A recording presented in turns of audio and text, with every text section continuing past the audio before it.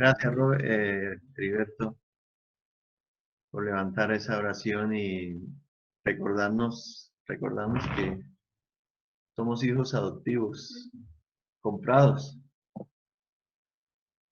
Y esa es una gran verdad. Tenemos para hoy una muy sencilla, yo creo que es demasiado sencilla la reflexión. Eh, yo no tengo la habilidad de otros que son bastante elaborados para reflexionar sobre cosas de la palabra. A la luz de lo que entiendo y de acuerdo a mis capacidades, comparto lo que el Señor pone en mi corazón. Y para instalarnos en la palabra de hoy, quiero recordarles de lo que hemos venido desarrollando desde hace un buen tiempo, casi desde que comenzó este problema de la pandemia. Y hemos venido hablando sobre las autoproclamas de Jesús, que fue un tiempo muy revelador, entendimos muchas cosas respecto a su persona. Creo que en definitiva podemos decir hoy que conocemos un poquito más a nuestro Señor Jesucristo. Yo pensaría que esa es una conclusión respecto a los grandes o al gran yo soy. Y desde hace 3 domingos sucesivos para acá, hemos venido tocando más que todo un aspecto que yo considero visión de reino, lo que es tener visión de reino de Dios me refiero. ¿Y por qué considero que es importante hablar sobre el asunto de visión de reino? Porque si nosotros perdemos la visión de reino, eh, terminamos como cualquier persona del mundo incluso, haciendo las cosas de pronto de muy buena manera, no haciendo cosas groseras ni cosas por el estilo, pero no nada diferente a como el mundo ve la vida, como el mundo ve a Dios, como ve a la familia, y etcétera. Y, y yo he definido, al menos desde mi punto de vista, he definido una persona con visión de reino, a aquella que coloca o que pone sus intereses o los intereses del reino de Dios por encima de sus intereses particulares. Esa es la definición más sencilla que yo he encontrado o que yo he fabricado, porque pues es la forma como yo lo veo. ¿Qué es una persona que tiene visión de reino? Es aquella, repito, que coloca o pone los intereses del reino de Dios por encima de sus intereses particulares. Ese es, y eso le permite, por supuesto, ordenar todas las áreas de su vida bajo esa regla, bajo esa norma. Dios, en primer lugar, Dios es el centro, o el Kyrios, el Señor, de todo lo que haga. Se podrá equivocar, pero siempre tendrá la oportunidad de corregir y de volver nuevamente al rumbo. Y vimos hace un tiempito, hace 3 domingos, estuvimos mirando sobre aquellas mentiras que el mundo y los medios están bombardeando, de la forma como están bombardeando el hogar, la familia, los niños, tratando el enemigo, por supuesto, utilizando estos medios para desviarnos del camino en muchos casos y en otros casos sencillamente para borrar de nosotros eso que yo llamo la visión de reino. Y vimos, por ejemplo, algo que yo vi que impactó bastante, ese asunto de los superhéroes, esos reemplazos o competencias que el mundo está colocando aún en el seno de la iglesia a fin de sacar a nuestro Señor Jesucristo de su puesto de señorío. Ese es un trabajo orquestado, milimétrico, hecho a propósito, tiene un propósito. Y el cristiano, pues usando el discernimiento, tiene que entender que debe afrontar eso, luchar contra eso y trabajar sobre todo con la familia en imponer el interés del reino de que Jesucristo es el Señor, que Él no tiene competencia, que Él es el Rey de Reyes, y Señor de los señores.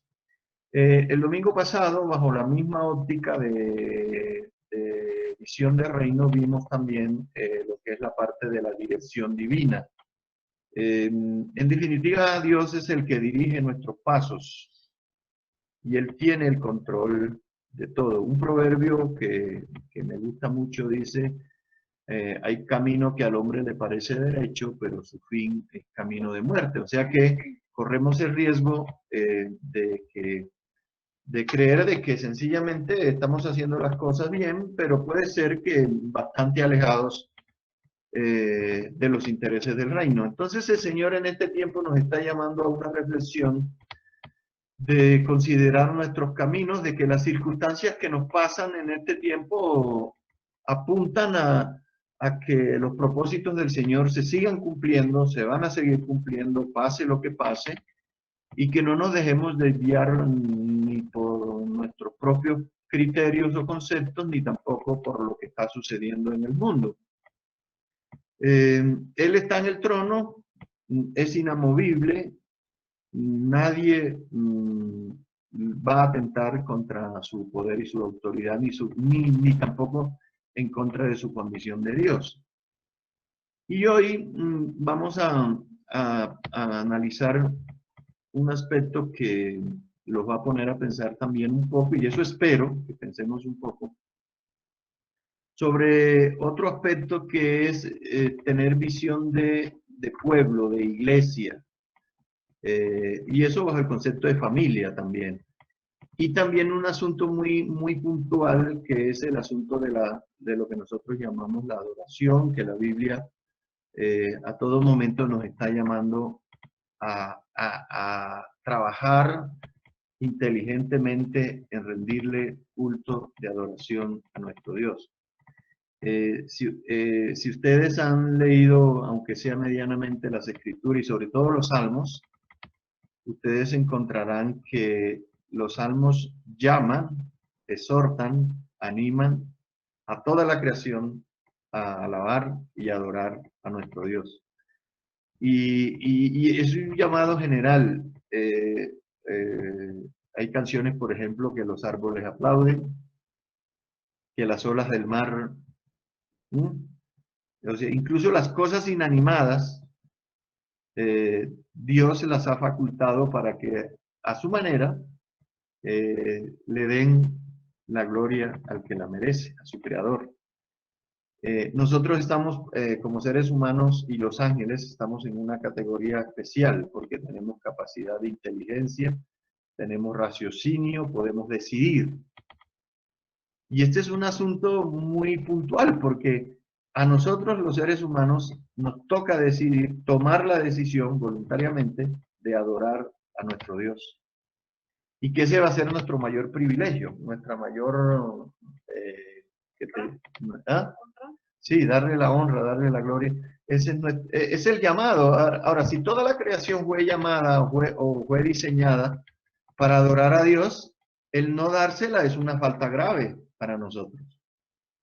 Este asunto de la adoración es un asunto muy, parece sencillo, pero también es un asunto muy puntual, sobre todo en estos últimos tiempos, porque uno a veces imagina que para darle adoración a Dios, entonces tenemos acá un chip, un modelo, entonces tenemos que trasladarnos a un lugar, allá están los muchachos con todo tipo de instrumentos, con algunas canciones preparadas, algunas están clasificadas como de alabanza, otras de adoración, sí, dentro del mismo culto, y entonces relegamos o limitamos nuestra adoración a un cierto lugar, a unas ciertas circunstancias, y parece ser que en eso consiste la adoración. Y la adoración es más que eso.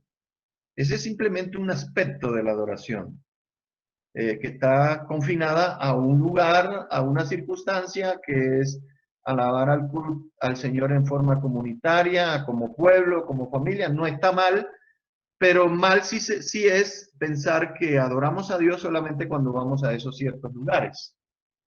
Y eso está muy metido en el pueblo de Dios, aún en la iglesia cristiana evangélica tradicional. y renovada. Entonces, los textos y las reflexiones que yo tengo para hoy apuntan a que nuestra adoración tiene que ser en todo momento y en todo lugar, indistintamente las circunstancias. Es decir, la adoración no está limitada por las circunstancias. Depende de la obra de Cristo y de nuestra actitud hacia Dios. Quizás depende más de eso. Voy a sugerir algunos textos bíblicos a ver si las personas que siempre nos ayudan, que son muy hábiles para esto, nos ayudan con este asunto. Repito, visión de reino, visión de iglesia y adoración. Bajo la premisa de visión de reino. Dice el verso 10, el apóstol Juan está hablando ahí, dice, léanlo con cuidado porque creo que ahí nos da una clave. Yo estaba en el Espíritu en el día del Señor. No, Apocalipsis 1, 10 y 11. Apocalipsis 10, perdón, 1, 10 y 11.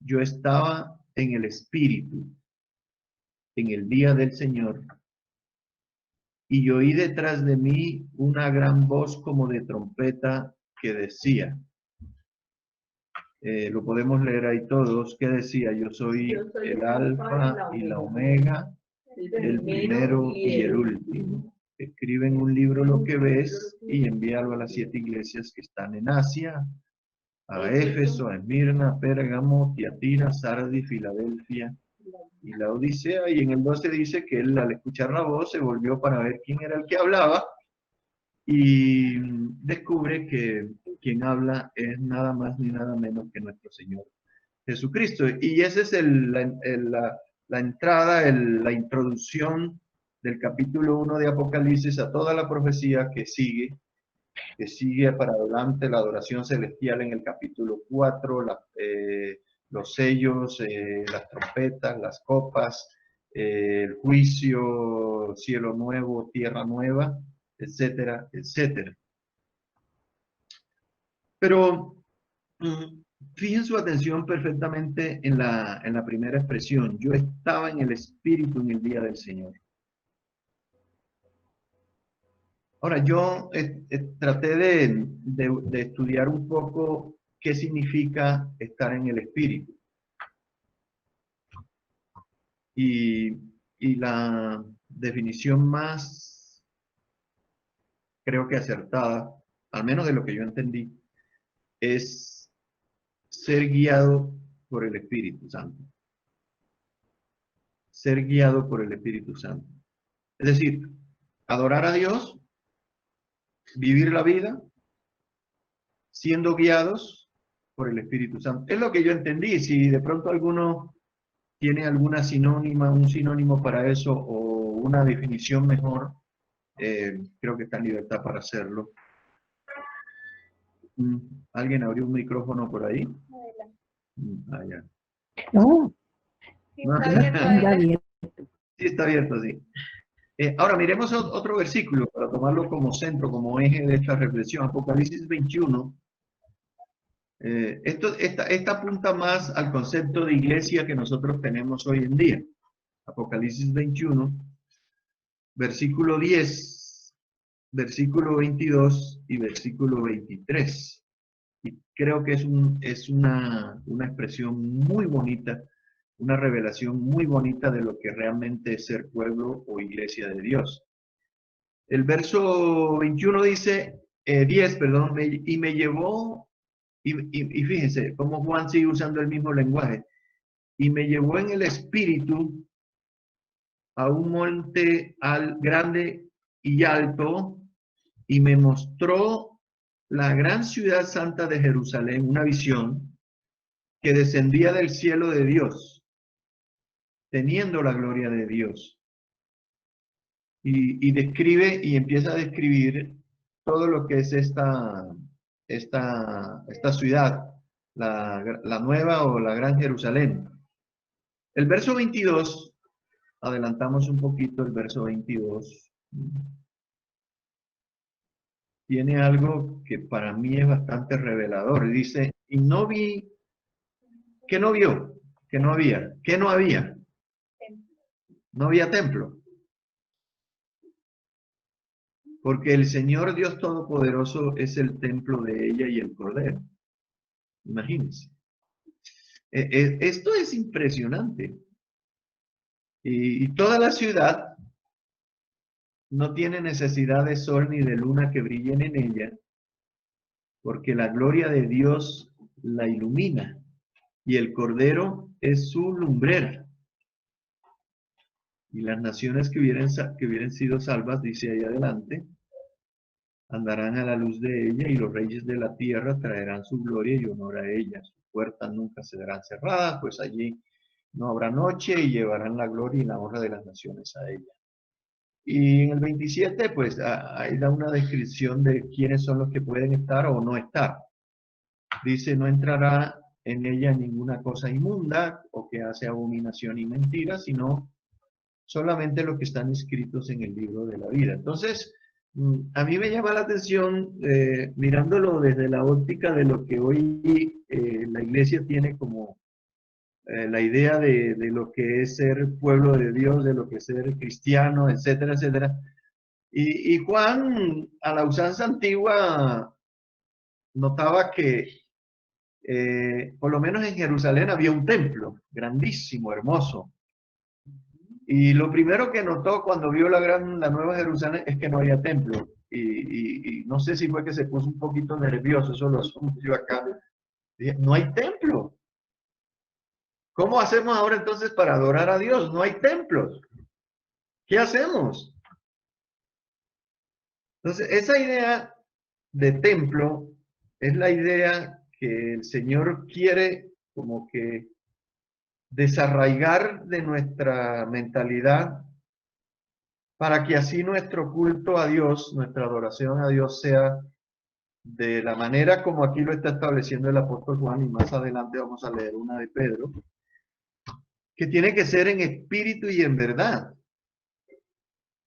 La verdadera adoración. Siempre, tanto en el Nuevo como en el Antiguo Testamento, la adoración, aunque las formas eran distintas, tiene que ser en espíritu y en verdad. Y eso es importante que lo entendamos de una vez, porque todo de todo lo que se trata, nuestro culto a Dios tiene que ser de esta manera, en espíritu y en verdad.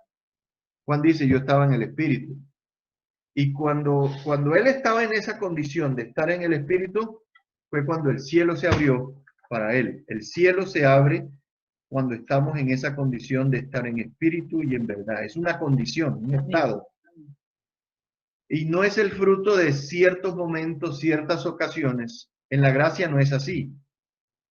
En la gracia, esta es una condición que, de acuerdo a la obra de Jesús en la cruz, nos permite a nosotros permanentemente estar en ese estado de espíritu y verdad. Y no esperar hasta ciertos momentos para entonces estarlo. No sé si me hago entender.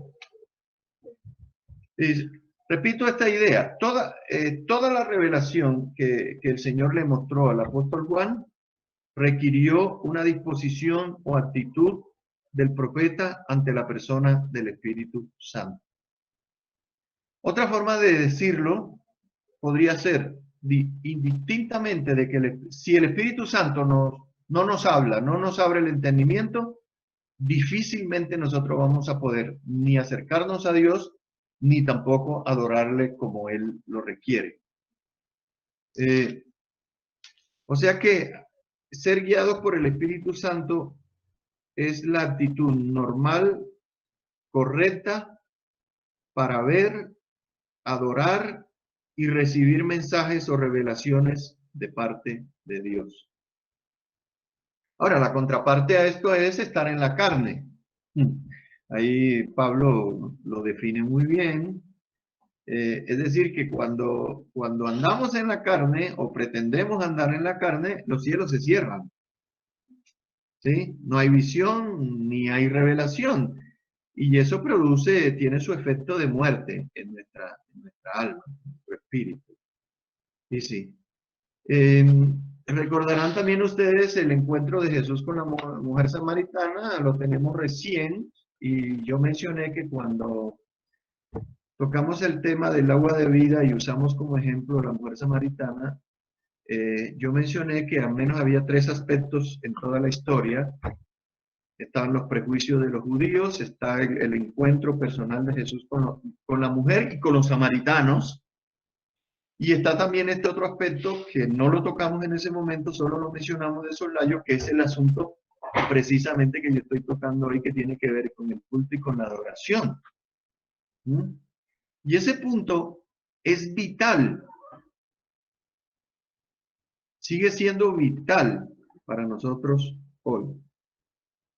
Y en el encuentro de Jesús con la mujer samaritana, el Señor establece, pienso yo, que la forma de culto, la forma de adoración, eso de adorar en espíritu y en verdad, es algo que el Señor quiso imponer, si se quiere, imponer para todo el tiempo de la gracia hasta la segunda venida. Eh, digamos que lo que creo yo es que al día de hoy la iglesia del Señor aún no ha entendido ni las dimensiones ni los alcances de la declaración y de la revelación que el Señor le dio a la mujer samaritana con respecto a la adoración. Y seguimos adorando, no es que no lo hagamos, pero lo seguimos haciendo más bajo modelos del Antiguo Testamento que cualquier otra cosa. Todo lo que tiene que ver con Dios, y creo que ya lo dije y lo vuelvo a repetir porque creo que es importante, es que debe hacerse bajo la dirección del Espíritu Santo. Es decir, llámese oración, llámese alabanza, llámese culto, llámese ministerio o servicio, lo que sea. Todo, absolutamente todo, debe hacerse en espíritu y en verdad. Es lo que yo entiendo que Jesús quiso establecer con la mujer samaritana como norma de la gracia. Y vamos a recordarlo, el apóstol Juan en el capítulo 4, en el Evangelio, 4:19 al 24, ahí está ese aspecto que no tocamos en su momento. El verso 19 al 24, en esa charla que trae la mujer, el Señor con la mujer samaritana, le dijo la mujer, el Señor le había declarado el asunto de los maridos, etcétera, etcétera. Y la mujer le dice, Señor, me parece que tú eres profeta. Y toca el punto álgido, el punto central del asunto. Nuestros padres adoraron en este monte y ustedes dicen que es en Jerusalén el lugar donde se debe adorar. Este versículo 20, bueno, para los que han leído la historia y todo lo que ocurrió con el pueblo de Israel, en primer lugar ella está en el pozo de Jacob. Ese es el lugar donde normalmente se establecieron los patriarcas, incluso Abraham, Isaac, Jacob estuvieron por allí. Luego, desde más o menos del año 950, desde que se divide el reino bajo las manos de Roboam, hijo de Salomón, el pueblo del norte, Israel del norte, estableció en ese lugar un templo paralelo o competencia del templo de Jerusalén. Entonces, para que los del norte no fueran a adorar en Jerusalén, ellos hicieron un templo en el monte Gerizim, y era un lugar de culto, aunque idolátrico, pero la mujer samaritana está diciendo, nuestros padres adoraron aquí en este monte. Pero ustedes dicen los judíos que debe ser en Jerusalén, y había una especie de, como de reclamo ahí en el asunto, si se quiere, y Jesús le dijo en el 21, mujer, créeme, mujer, créeme, mujer, créeme, que la hora viene, y ahora es, no dice ahí esa parte, ¿no? En la Reina Valera dice que la hora viene. Ah, listo. Cuando ni en este monte ni en Jerusalén adoraréis al Padre. Algo raro, parece raro, ¿no? ¿Cómo así que no vamos a ni allá tampoco? Y en el verso 22 le dice a la mujer samaritana, lo que pasa es que ustedes adoran lo que no saben, pero nosotros los judíos adoramos lo que sabemos porque la salvación viene de los judíos. Aquí también tengo una pequeña aclaración, si se quiere, o un aporte más bien, porque no estoy en condiciones de torcer las escrituras. Ustedes adoran lo que no saben, nosotros adoramos lo que sabemos porque la salvación viene de los judíos. Y esta salvación no viene en cuanto a la religión judía, no en cuanto a religión, sino en cuanto a promesa y en cuanto a genealogía o descendencia, porque Jesús viene de la descendencia de mesiánica. Entonces él está ahí cumpliendo la profecía. Y en el verso 23 establece lo que yo recordaba ahora más. La hora viene y ahora es cuando los verdaderos adoradores, perdóname que se me pegó el clic ahí, cuando los verdaderos adoradores adorarán al Padre en espíritu y en verdad. Porque también el Padre, tales adoradores, busca que le adoren. Verso 24 dice, Dios es espíritu, y los que le adoran en espíritu y en verdad es necesario que adoren. Hasta ahí puede ser. Aquí otra vez o retomamos el asunto de adorar en espíritu y en verdad.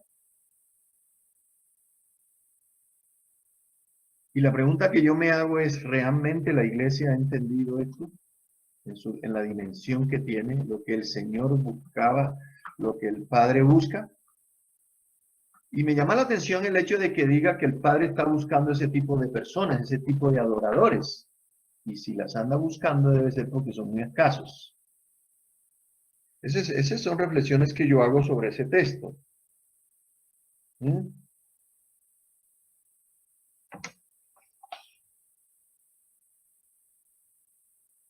En la era de la gracia, que es la que nosotros vivimos, desde que el Señor se fue y vino Pentecostés, la era del Espíritu hasta la segunda venida, es lo que llamamos nosotros la gracia. El Señor dijo, porque la ley y los profetas eran hasta Juan. Hasta Juan era la ley y de ahí la gracia. En la ley, en la gracia, la adoración, en la ley incluso también, aunque la forma de culto era distinta, la adoración debe hacerse en espíritu y en verdad. Y ustedes recordarán todo ese culto del templo, del tabernáculo, del primero y segundo templo. Todo lo que se hacía era de acuerdo a lo que Dios había establecido, sí. No vamos a decir que estaban equivocados, por supuesto que no, lo hacían de acuerdo a como Dios lo requería, el sacerdocio, los instrumentos, los muebles, los materiales del templo y también la forma como se le rendía culto a Dios, todo estaba dirigido por Dios. Es decir, el hombre o aún el mismo sacerdote no podía darse la libertad de innovar. No es que hay que innovar, porque es que siempre lo mismo. Casi todos los rituales del templo eran repetitivos, se hacían siempre de la misma forma, con los mismos elementos, el aceite, las lámparas, quiénes debían, la hora en que debían, todo estaba reglamentado y por Dios. Dios no le dio la oportunidad a ninguno en el ejercicio del sacerdocio para innovar el culto. Y eso es importante que lo tengamos en cuenta hoy, porque esa es una mala costumbre, una mala moda dentro de la iglesia del Señor. y todo, porque la gente no se aburra, que porque siempre los mismos coros o los mismos cánticos, etcétera, etcétera, y etcétera. Entonces hay que innovar. ¿Innovar qué? Esa es la pregunta que yo me hago.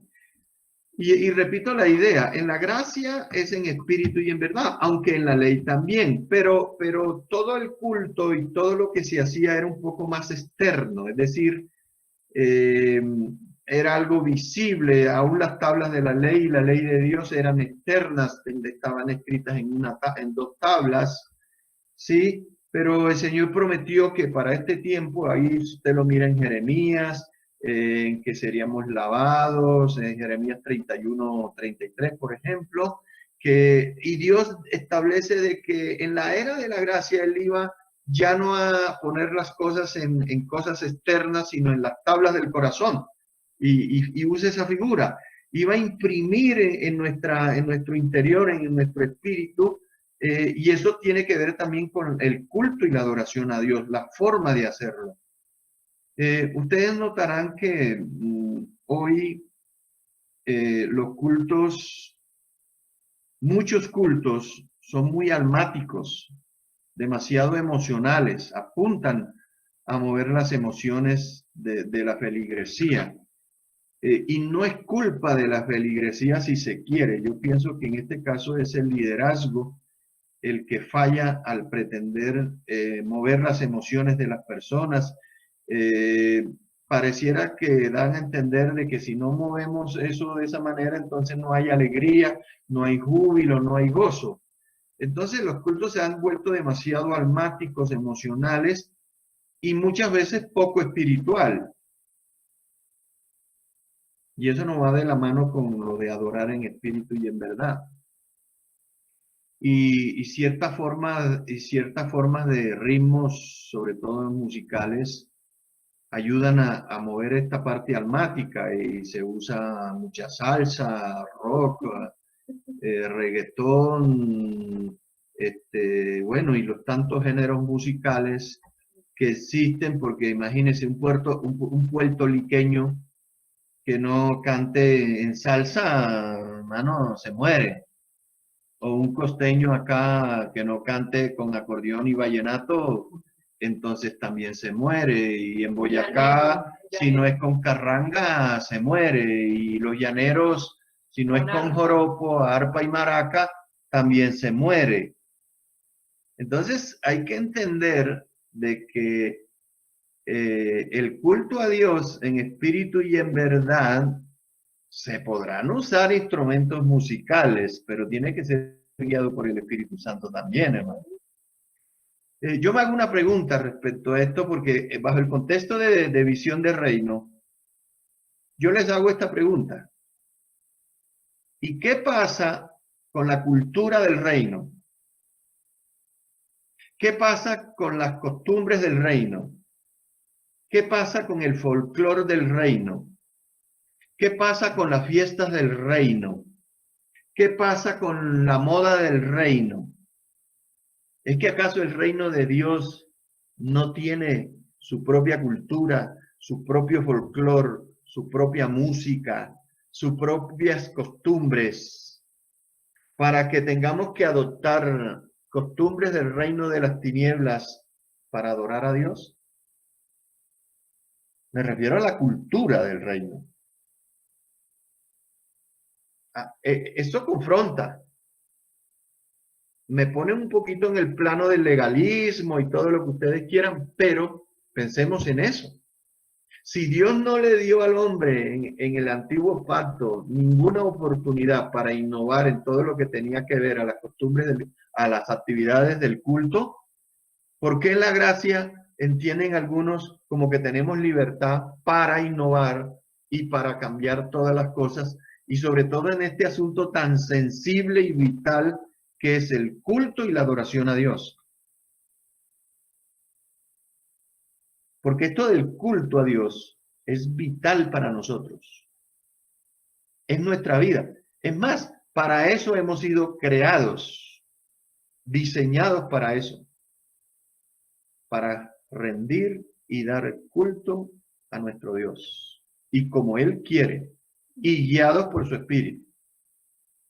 Entonces, esto, sobre todo a los muchachos hoy en día, a los que dirigen la alabanza, que son puros pelados, muchachos, como decir, pelados en mi tierra, chinos, pibes, como quieran, que ellos se sienten porque saben tocar un instrumento, a lo mejor saben cantar bien, entonces hay que innovar, hay que cambiar, esto está muy viejo, etcétera, etcétera, etcétera. No, tengamos cuidado, porque es el mismo Dios, el de la ley, el mismo Dios de la gracia, el fuego consumidor, el fuego, el que puede acabar todo en un interín. Esto para ponerlos a pensar sobre las formas de culto, en donde creo yo, la iglesia tiene que repensar cómo lo está haciendo. Entonces, voy a decir una herejía, y me disculpan. En la era de la gracia, estoy buscando aquí que se me perdió. Se me perdió la herejía. Ya. En la era de la gracia, los templos no son necesarios para rendir culto a Dios. Y volvemos a la mujer samaritana con Jesús allá hablando sobre ese asunto. Cuando Jesús habló con la mujer samaritana, el templo de Samaria no existía. Y 40 años después que Jesús profetizó la destrucción del templo, en el 70 después de Cristo, o sea, 40 años después de la profecía de Jesús, el templo de Jerusalén también dejó de existir, incluso hasta hoy. Entonces, bajo esa idea de que solamente le rindo culto a Dios cuando voy a determinado lugar, al templo, y relego la adoración a esos lugares, eso explica la mediocridad y la falta de revelación de la que sufre la iglesia en el día de hoy, cuando piensa de que o se pone nerviosa cuando no existen esos lugares. Por eso digo la herejía. En el tiempo de la gracia, los templos no son necesarios. ¿Por qué? Y la pregunta es, ¿por qué yo digo eso? Porque nosotros para adorar a Dios en espíritu y en verdad no necesitamos ir a algún lugar. ¿O sí? ¿No lo estamos haciendo acá en la casa? Estos templos de pandemia no son una evidencia más de lo que Jesús dijo, de que no, esos lugares caros, costosísimos, una logística impresionante, unos costos impresionantes, hoy no están funcionando en su gran mayoría. Al menos acá en Colombia, pues ya por ahí reabrieron templos, algunas cosas, pero todavía la gente no se atreve, o el gobierno no lo permite. Pero miremoslo más desde la óptica de Dios. ¿No será que Dios está tratando de romper esos esquemas y hacernos entender las palabras de Jesús que yo digo que son las que todavía la iglesia del Señor al día de hoy no ha entendido?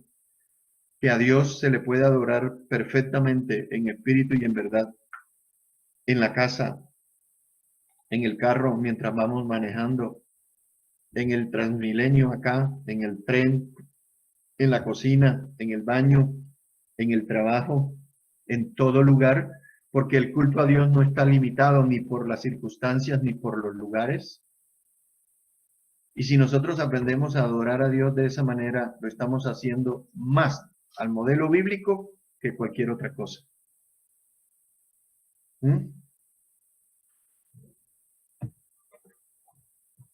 Y fíjense que en la revelación que Juan vio cuando él se preocupó por lo del templo, no había templo. Y Juan, acostumbrado al templo o a la sinagoga o al salón o al grupo familiar, ¿se entiende?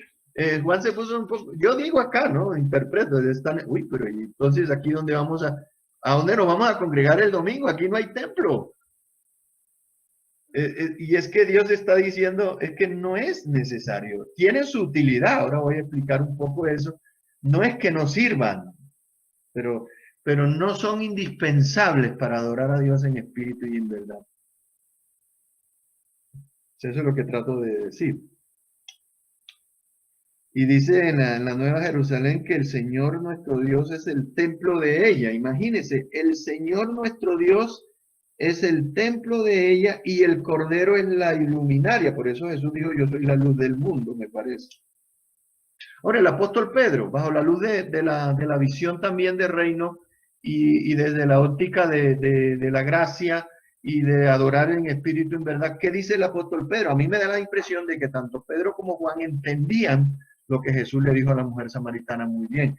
Y, por ejemplo, primera Pedro 2.4. Primera Pedro 2.4.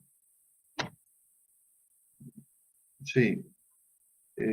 Sí, creo que estoy bien. Acercándonos a Él, piedra viva, acercándonos a Él, ¿cómo? En culto, en adoración, para pedir, para lo que necesitemos, dependiendo de Él. Piedra viva, oiga, ese concepto, piedra viva, desechada ciertamente por los hombres, mas para Dios escogida y preciosa. 5, el verso 5. Vosotros también, como piedras vivas, y mira que usa el mismo concepto para Jesús y para nosotros. Jesús piedra viva y nosotros piedras vivas, no de ladrillo, no de cemento, no bloques, ni de hierro, ni de ningún otro tipo de estructura. Nosotros como piedras vivas, sed edificados como casa espiritual. Ahí creo que incluye lo de espíritu y verdad, un sacerdocio santo. ¿Para qué? ¿Para qué? Para ofrecer, y dice qué clase de sacrificio. Sacrificios espirituales aceptables a Dios por medio de Jesucristo. Esos dos versículos, para mí, tienen una gran revelación y están acorde con la visión de Juan en Apocalipsis 20 y algo, y están de acuerdo con lo que el Señor le reveló a la mujer samaritana. Esa nueva forma. Y depende de nuestra condición, es decir, ¿qué es lo que nos permite a nosotros hoy en día poder adorar a Dios en espíritu y en verdad? Pues nada más ni nada menos que la obra de nuestro Señor Jesucristo en la cruz del Calvario, en donde nacemos de nuevo como nuevas criaturas. Juan capítulo 3, nacer de nuevo, ese nacer del agua y del espíritu, esa condición que Dios nos ha dado a nosotros, nos ha hecho de nosotros, de ser criaturas espirituales, nacidas de nuevo, del agua y del espíritu, nos permiten a nosotros adorar a Dios en espíritu y en verdad.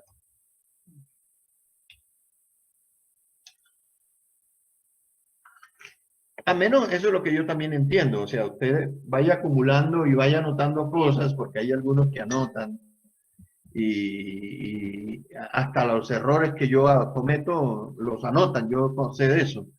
Pero anote eso, por favor, anótelo y téngalo en cuenta.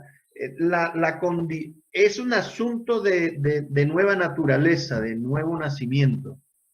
El que no ha nacido de nuevo no puede ser espiritual. Será religioso, pero no espiritual.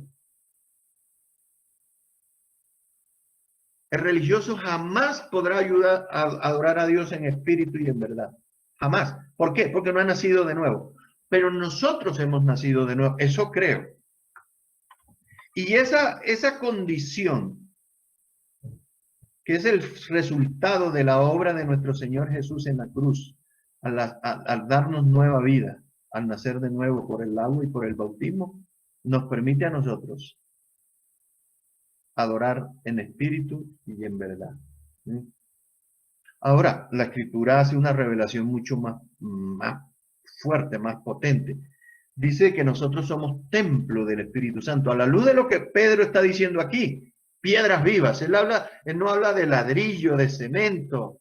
Él habla es de piedras vivas, de que el templo de Dios, ese templo que corresponde casi o igual al de la revelación de Juan, dice que Jesucristo es la piedra viva, es el fundamento y cada piedrita ocupa ese lugar de acuerdo a su función, de acuerdo a su ministerio. Ahí en ese lugar, el área de servicio, él ocupa su lugar en ese templo para servir a Dios, ofrecer a Dios sacrificios espirituales. Y si somos templo del Espíritu Santo, eso indica al menos dos cosas. Primero, que el Espíritu de Dios está en nosotros. Y segundo, nos capacita para adorar a Dios en espíritu y en verdad. Y de ahí es donde viene la idea de ser guiados por el Espíritu Santo.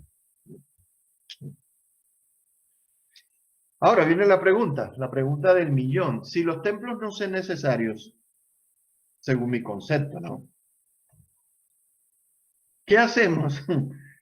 ¿Qué hacemos con los templos, sinagogas, casas, salones de ladrillo y cemento que tenemos? ¿Los quemamos?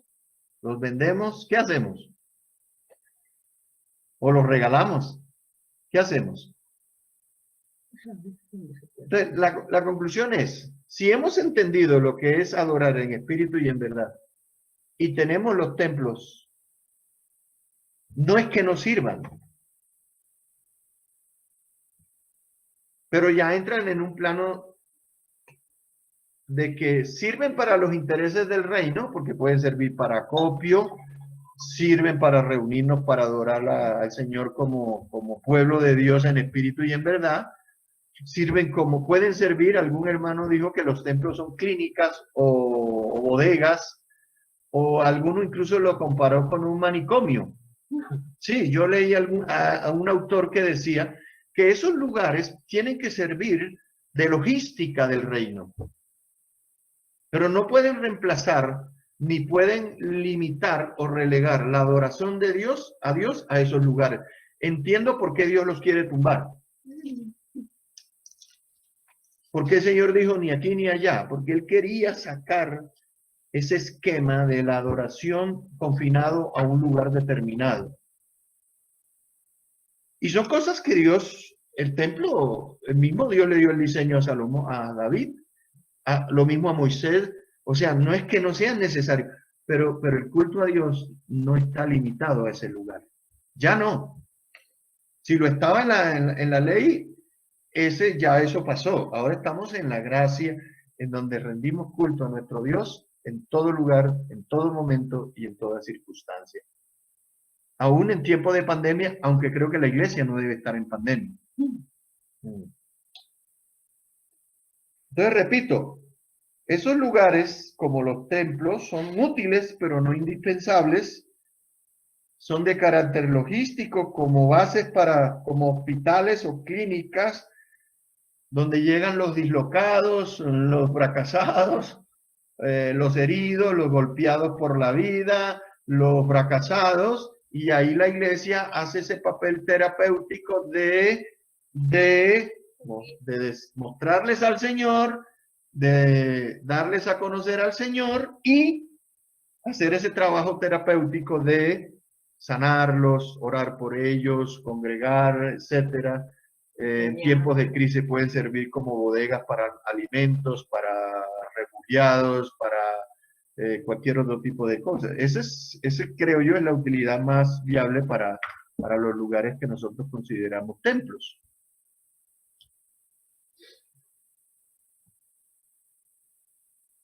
Porque en la iglesia cristiana evangélica, aún hoy, se utiliza esta terminología. Te invito a la iglesia el domingo. Los cristianos, esto no es de otra, esta jerga no es es evangélica. Te invito a la iglesia el domingo. Vamos a adorar a Dios a la iglesia el domingo.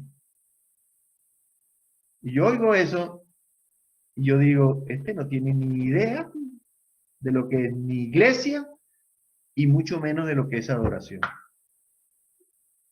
Porque la iglesia para ellos es el lugar. El ladrillo, la varilla y el cemento y la pintura. Y todavía existe la idea de que allá en el templo, pues allá no se pueden decir cosas, más bien allá en la calle o afuera, ¿no? Porque es que esta es la casa de Dios. No, hermano, eso no es así.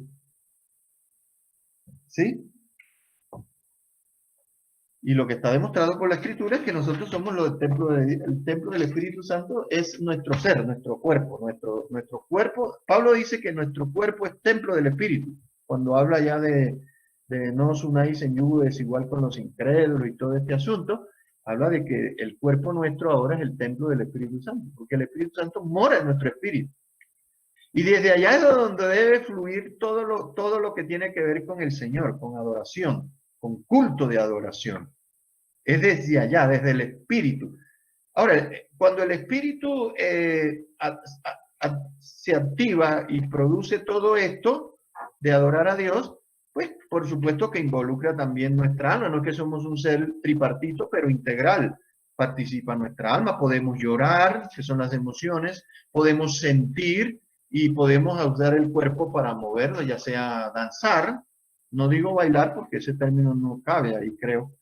Pero como decía David, alma mía, bendice a Jehová. Él le decía al alma que estaba distraída o no quería, él desde el centro de señorío, que es el Espíritu, donde está el Espíritu Santo, le decía a todas las demás partes de su ser que, que adoraran al Señor, que alabaran al Señor, aunque no tuviese ganas.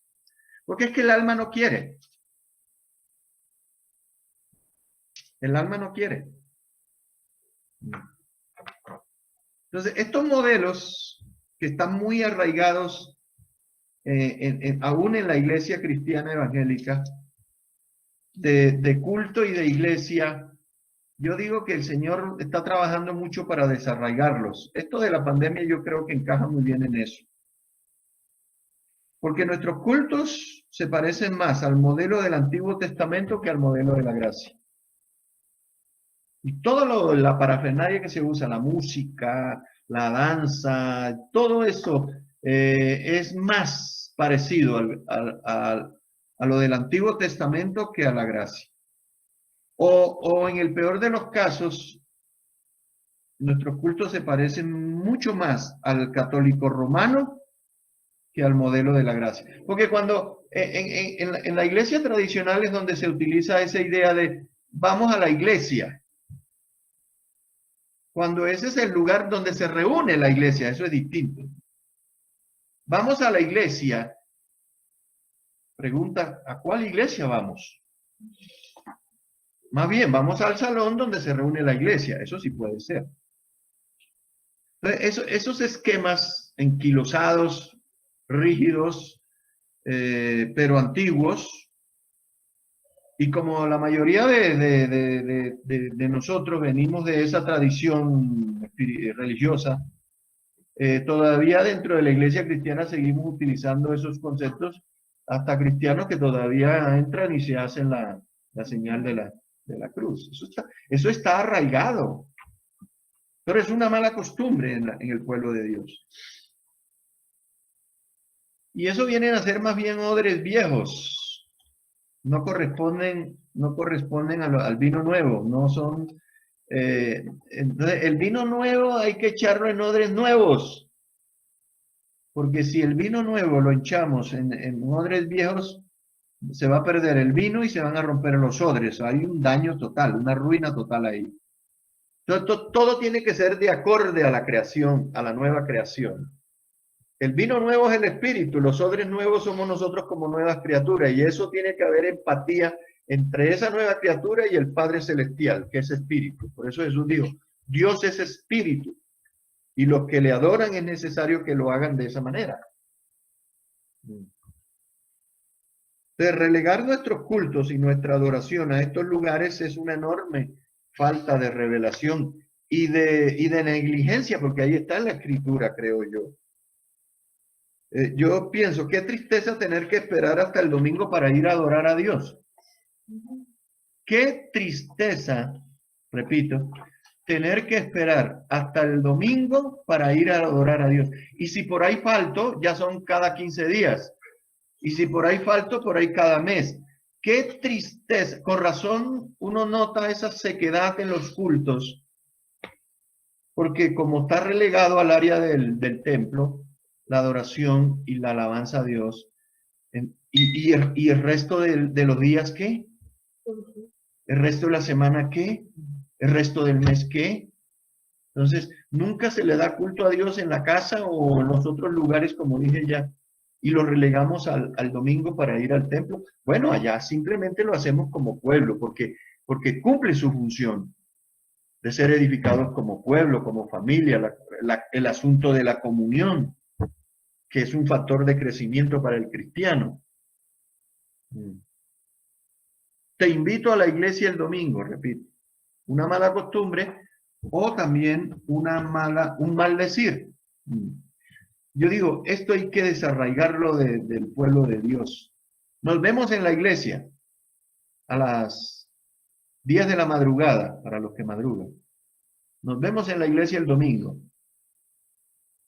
Entonces, ahora, ¿qué tan complicado es adorar en espíritu y en verdad? Bueno, no debería ser complicado. Debería ser un deleite. Debería ser un gozo. A nosotros no nos debería costar adorar a Dios en espíritu y en verdad. No nos debe costar absolutamente nada. Eso fue pagado ya. El Señor Jesús lo pagó en la cruz. El costo de eso ya lo pagó en la cruz. Algunos hablan del costo de la unción y todo lo que representa estar en el espíritu y todo. Repito, ¿eso es un costo o un deleite? Y eso es lo que dice la palabra. Deleítate a sí mismo en Jehová. Tiene que ser una delicia.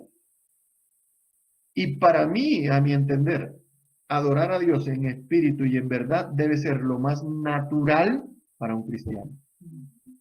Lo más natural. No debe costarnos, no debemos sufrirlo, porque sencillamente, si somos nuevas criaturas, eso tiene que fluir naturalmente. Ahora, los alcances de la victoria de Jesús en la cruz del Calvario, al franquearnos el acceso al trono de la gracia, según Hebreos, acerquémonos confiadamente al trono de la gracia. Es decir, hacen posible que nosotros hoy podamos, sin la necesidad de esos lugares, adorar a Dios siempre y bien hecho en espíritu y en verdad. Siempre. Ahora, ¿qué habrá que cambiar? Yo pienso que primero tendríamos que cambiar por aquí algo. Por acá, por aquí. Después por aquí también. O por aquí y por acá, pero algo hay que cambiar. De pronto hay que cambiar las formas, de pronto hay que cambiar los esquemas, pero más que todo hay que cambiar es la actitud. Actitud con C, no de actos, no con P. Hay que cambiar los actos. Esas formas hay que cambiarlas. Y cambiarlas de esas formas anquilosadas antiguas, odres viejos, por las formas en que Jesús nos reveló aquí y se lo reveló a la mujer samaritana y que es para toda la iglesia. Eso no fue solamente para la mujer. La forma de culto que el Señor le reveló a la mujer samaritana es la forma estándar del reino para el pueblo de Dios y para el mundo entero hoy. Y desde ese momento no hay que esperar, porque da la sensación de que esa nueva Jerusalén que desciende del cielo, da la idea de que es algo futuro, como que es algo que escatológicamente se va a cumplir más adelante. No, la forma de culto en donde no hay templo, en donde Dios es el centro y Cristo es la lumbrera, es el modelo desde que Cristo ascendió a los cielos para acá. Y si va a bajar, pues, gloria a Dios, que baje, hermano. No se preocupe por eso. Entonces dice, con plena certidumbre de fe, libres de condenación, libres de prejuicios, como hijos. Y este es un punto muy importante también, porque nosotros adoramos a Dios como hijos adoptados. Cuando el hermano Heriberto oró en la mañana, inmediatamente me acordé de esto, iba a decir. Nos acercamos como hijos, no como extraños o advenedizos, como dice el apóstol. Como nuevas criaturas, como coherederos con Cristo, con confianza, con certidumbre de fe, dice la Escritura. Pero también con respeto, con temor, con reverencia. Porque en definitiva, la adoración es el resultado de que qué tanto y qué tan bien conocemos a Dios. ¿Qué tanto y qué tan bien conocemos a Dios? La verdadera adoración es esa. Es fruto de la revelación y de la nueva criatura que somos. Pero somos hijos de Dios. Pero debemos hacerlo considerando siempre que a pesar de que somos adoptados, somos criaturas de Dios, Él es creador. Él es Dios creador y nosotros somos criaturas, creados para alabar a Dios, creados para su gloria, creados para alabanza. Si se la damos es lo natural que Dios pide de nosotros. Si no se la damos, pues nos perdemos la bendición. ¿Mm? Sí. Colosenses 3:17 me dice alguien por ahí. A ver, pongámonos a ver. Sí, sí. Vale, Colosenses 3:17, busquémosla. Me la dieron por acá y yo no la tenía, vamos a ver.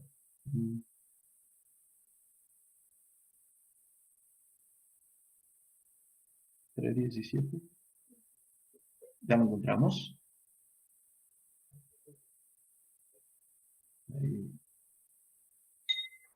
Sí, yo vi uno por ahí, si pues habéis resucitado con Cristo, no sé dónde fue que lo vi, si en el primero, no, ahí mismo.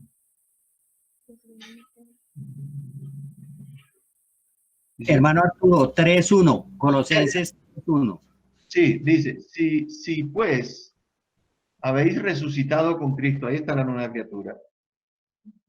¿Para dónde debe tirar esa nueva criatura, hermano? Buscad las cosas de arriba, donde está Cristo sentado a la diestra de Dios. Y en el verso 2, otro énfasis, poner la mira en las cosas de arriba, no en de la tierra. Y otra vez nos vuelve a recordar nuestra condición, porque habéis muerto y vuestra vida está escondida con Cristo en Dios. Y ahora sí el verso 16, creo que fue, 17, 7. Y dice, mire, ahí está el culto, hermano, ahí está el culto a Dios. 16, échamelo, yo lo estaba bajando aquí, pero no se puede. Dice, la palabra de Cristo mora en abundancia en vosotros, habló la importancia de la palabra de Dios, enseñándoos y exhortándoos unos a otros en toda sabiduría, y habla cantando con gracia en vuestros corazones al Señor con salmos e himnos y cantos espirituales. Eso es lo que yo digo que no debe costar absolutamente nada, porque es el resultado de la condición de lo que Cristo ha hecho con nosotros. Y todo lo que hacéis, mire, todo lo que hacemos en la casa, en el templo, en el trabajo, en la intimidad, allá adentro, y todo lo que hagamos, sea de palabra o de hecho, hacerlo todo en el nombre del Señor Jesús, dando gracias al Dios Padre por medio de Él. Eso es lo que yo llamo lo natural.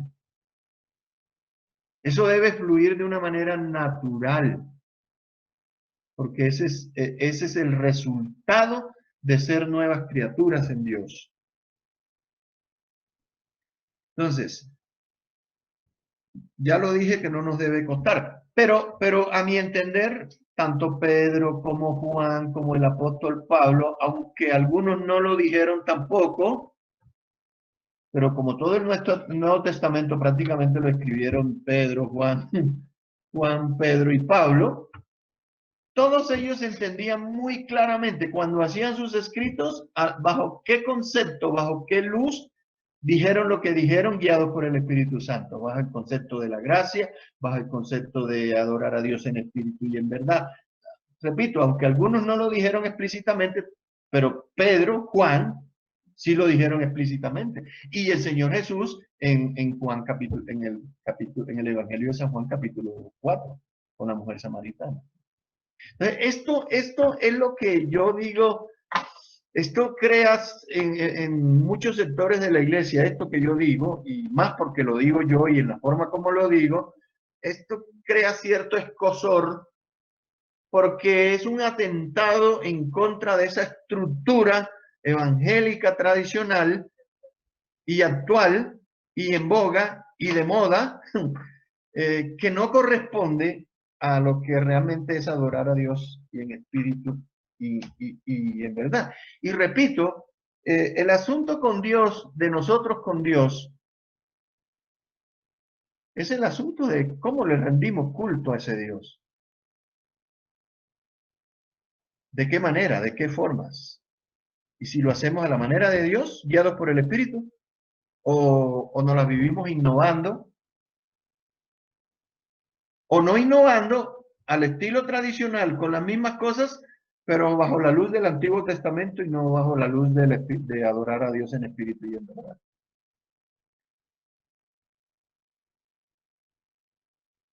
El apóstol Pablo, cuando estuvo en Atenas, eh, miren lo que le dijo Jesús a la mujer, ustedes adoran lo que no saben. Pablo, cuando estuvo en Atenas, dijo, al Dios no conocido. Pero eso no debe ser para nosotros hoy. Ninguna de las dos cosas, ni lo que Jesús señaló en ese momento, porque él lo reveló en ese momento cómo debía ser, ni tampoco a la luz de lo que Pablo vio en Atenas. Qué tristeza. Y dice que él estaba enardecido en su espíritu por la forma de la idolatría tan terrible que veía en Atenas. Entonces, eso habla de falta de revelación, falta de luz, de que el velo sea quitado, de que el engaño sea sacado de nuestro interior. Y debemos darle el cristiano, la nueva criatura, debe darle culto y reverencia y adoración a Dios de una manera inteligente, consciente, poniendo todos sus sentidos en lo que hace. Esto, y a algunos no les va a gustar lo que yo digo, pero lo voy a decir. Uno cuando está parado al frente, allá en el auditorio, estamos en la parte de la adoración, por ejemplo, estamos cantando y estamos en el área de la adoración, porque ya pasamos la de la alabanza. Mire todos los tránsitos que hay que dar para llegar al trono de la gracia, hermano. Y está el hermano cantando en el acto de la adoración. Este es un celular. Esto que estoy mostrando aquí es un celular, ¿sí? Y el hermano, yo veo que él está cantando con la boca la canción que están con mucho esfuerzo allá los hermanos, allá tratando de poner la nota, poner el sentido, animando a la iglesia y efectivamente alabando y adorando al Señor. Pero hay un hermano, varios hermanos allá sentados o parados. Te alabaré con todo el corazón, te alabaré con todo el corazón. Y el celular ahí están recibiendo un mensaje o están escribiendo un chat. Yo digo, como dice por ahí en una comunidad, colocaron un aviso que dice, para hablar con el Señor no se necesita celular o móvil. Entonces yo pregunto, una persona que supuestamente fue a darle culto al Señor a ese lugar y está allá cantando con la boca, me acordé de Isaías, este pueblo de labios de honra, pero su corazón está lejos de mí. Una persona que está con esa actitud en el culto de adoración al Dios celestial. Además, yo todavía no he podido aprender a hacer esas dos cosas. Sí me distraigo porque la mente divaga mucho.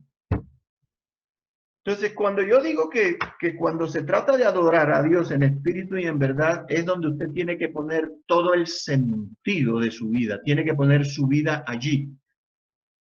Por eso fue que al Señor no le agradó para nada la ofrenda de Caín, porque en la ofrenda de Caín no iba la vida de Caín. Si tú o yo, cuando le vamos a rendir culto a Dios, no va la vida detrás de eso, ese es lo que se llama un fuego extraño en el altar, hermanos. Entonces, tenemos que aprender, hermano, tenemos que aprender. Y no solamente cuando vamos allá, porque eso es el reflejo de lo que ocurre durante todo el tiempo en otros lugares. Distraído, dándole las migajas al Señor, no poniéndole el sentido, evidenciando de que no ha recibido revelación, negando de que es nueva criatura. Con los hechos negamos lo que decimos con la boca, como dice el famoso dicho, el cura predica, pero no aplica, o lo que hacemos con la mano lo borramos con el codo y cosas por el estilo. De manera que yo llamo, ya para terminar hoy, yo llamo a la reflexión. Y el próximo domingo yo voy a utilizar unos ejemplos. Es decir, esta es la primera parte. Voy a usar unos ejemplos bíblicos de lo que es esa actitud de estar adorando a Dios siempre, en toda circunstancia y en todo lugar y en todo momento. Entonces yo llamo a la reflexión a que revisemos interiormente, porque pues ya lo hicimos públicamente, ahora cada uno de nosotros tiene que tomar esto con pinzas y revisar qué es real lo de cuando yo voy a la reunión o lo que hago en el culto, es genuino, es auténtico, porque uno puede ser un autómata o un robot ahí repetir cosas, y como ya estamos habituados, los hábitos producen eso, pero los hábitos y las costumbres a veces son un atentado contra la revelación. Ah, no, pues ya lo sé, me automatizo y aún practico y me profesionalizo en el asunto, pero en la práctica, si no es el fruto de entender de qué revelación que tengo que tener, de que es mi comunión con mi Padre Celestial, de que yo soy un hijo de Dios, que soy nueva criatura, y que si el Señor pide y está buscando adoradores en espíritu y en verdad, entonces yo tengo que preocuparme por ser uno de esos que el Señor anda buscando, porque son escasos, de que adoran a Dios realmente en espíritu y en verdad. Y esa es mi reflexión de hoy. Yo oro al Señor en este momento para, como oraba el apóstol Pablo en una de sus cartas, cuando él dice que él oraba para que recibiéramos espíritu de entendimiento y de revelación de lo que él en esa carta iba a decir. Porque yo creo que a la iglesia le falta mucho de esto. Y ahí apunto también a lo de lo que es los ministerios proféticos, ¿no? de volver al camino, de hacer las cosas a la manera de Dios, de no desviarnos del camino, de no habituarnos a las modas evangélicas y cosas por el estilo. Entonces yo oro en el nombre de Jesús para que el Dios verdadero, el Dios digno de suprema adoración, al cual debemos darle toda la gloria y toda la honra, traiga a nosotros ese espíritu de revelación y de luz a nuestro entendimiento, a nuestro corazón, para que podamos hacerlo a la manera de nuestro Dios. Que el Señor, Dios Todopoderoso, les guarde y les bendiga, y por favor, si anotaron, es el tiempo para que participen y digan lo que tengan que decir los hermanos.